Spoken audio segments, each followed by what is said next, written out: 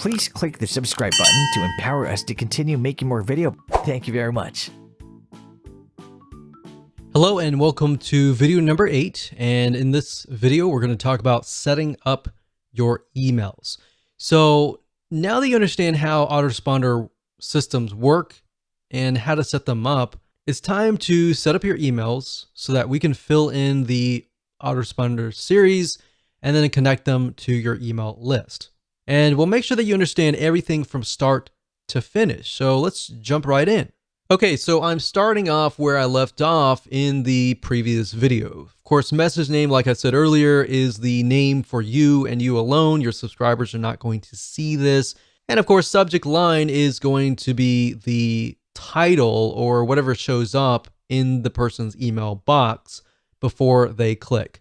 So you definitely want to make sure that they know that this is coming from you. So if they signed up for, let's say, survival meal kits, then you need to do that. Or if they signed up for the top 5 ways to make meal kits. So you could say, here's your top 5 survival. So you want to make it short and sweet, but to the point. And if you can think of less words to fit what you're trying to do, that's actually even better. So once you're done, you can actually personalize this as well. So we can say first name, here's your top 5 survival guide. And you can add symbols as well. One thing that we've tested and we found that works really well is emojis or symbols, like so.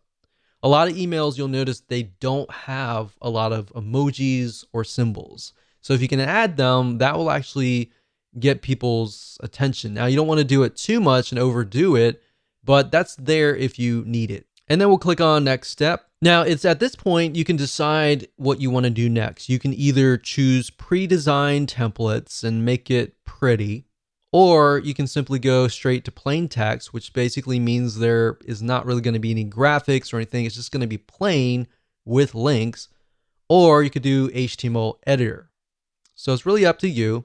If you're just starting out, I would highly recommend that you choose one of these templates because they look really nice. And unfortunately, people do judge you by what they receive. Now, it really depends on your audience. If they really just want the content and they want the report.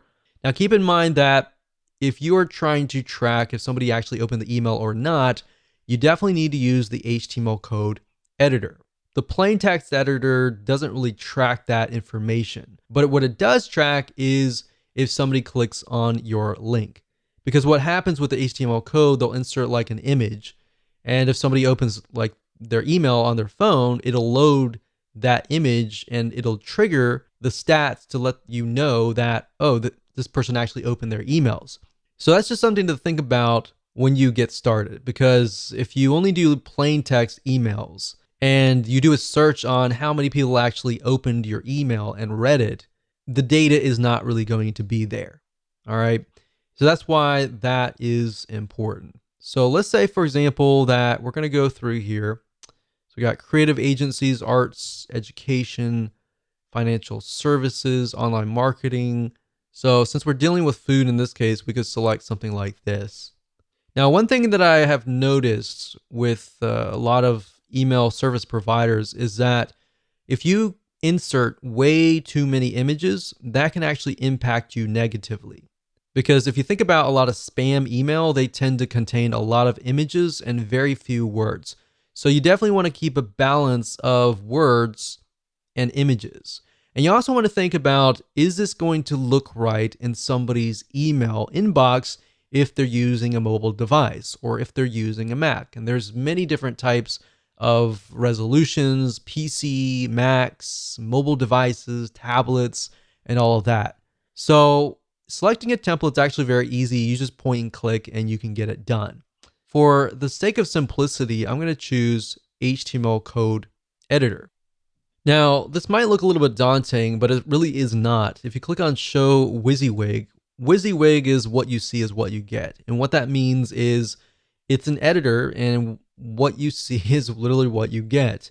And it's kind of like a Microsoft Word processor. You could say, hey, and you personalize this, so you can do first name.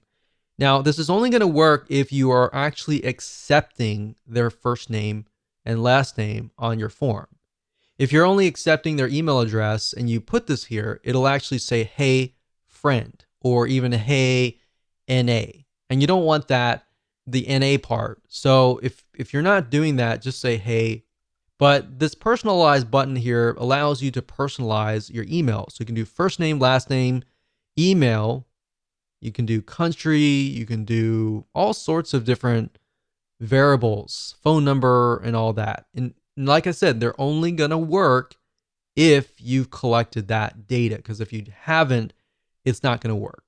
So a typical welcome email will say, hey, so-and-so, thank you for signing up.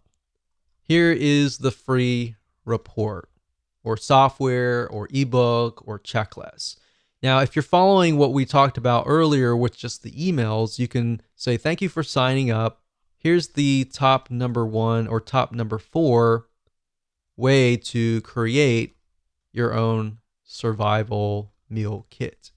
So you can enter that information down below here, or you can include a link. So if you were to include a link, let's just use Google, for example. So http://www.google.com. So you could do that like that, and you can link it, or you can say, click here. You can highlight that, and then of course you see this little chain. The chain is a link. So if you think about chain link, that's where it came from. So we can copy that here. You can say open this in a new window. So if somebody clicks it, then it's going to open in a brand new window. If you don't have these elements, then what's going to happen is when they click the email, they are going to be forwarded directly to wherever you're sending them. So you could say, here's the top number way, click here, your name, and then you can say PS.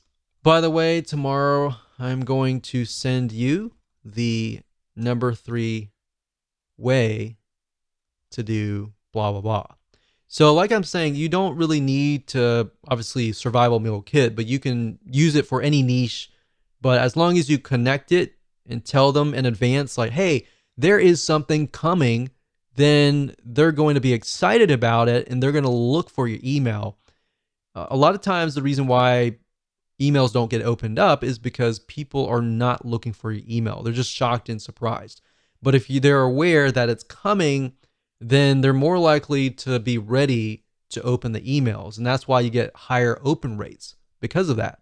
Now, one thing I will say is what's nice about Getresponse is down here, when you're done, under test message, you can click inbox preview. And what that will do is it'll show you what it looks like in people's inboxes. So if it doesn't look right, you can always change it around.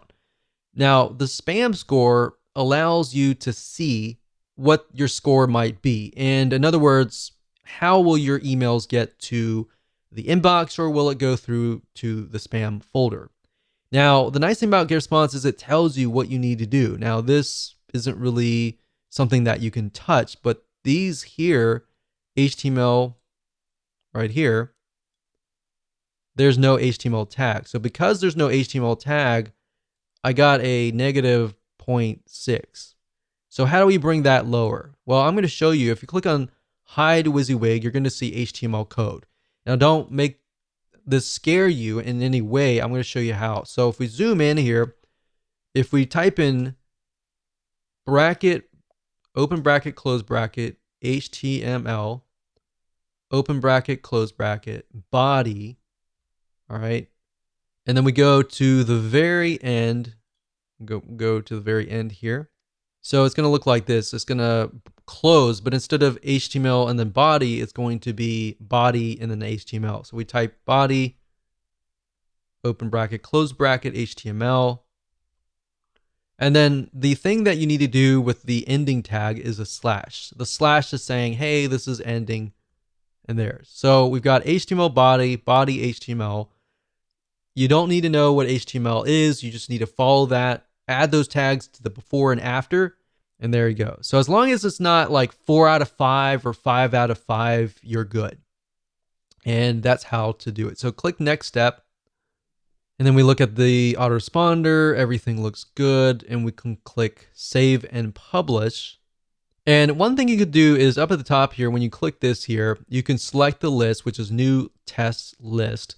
And it's going to show you all the email autoresponders in here. So these are all the emails. So if you have a second email, we can add a new one and we can tell it when to send it. So as you can see here, this email is being sent and status is on.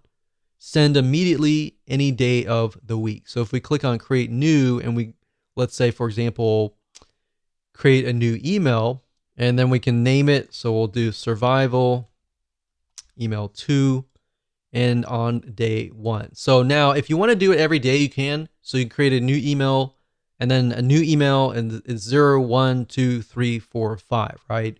And then 6.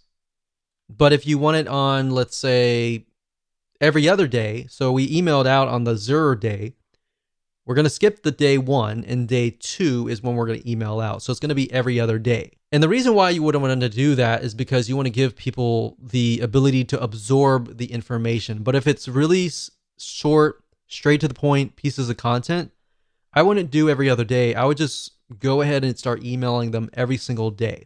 So I would do that, do the same process, create a new email, subject line, message name, do the same thing I showed you, and then you'll click save and publish and you're good to go. Please click the subscribe button to empower us to continue making more video. Thank you very much.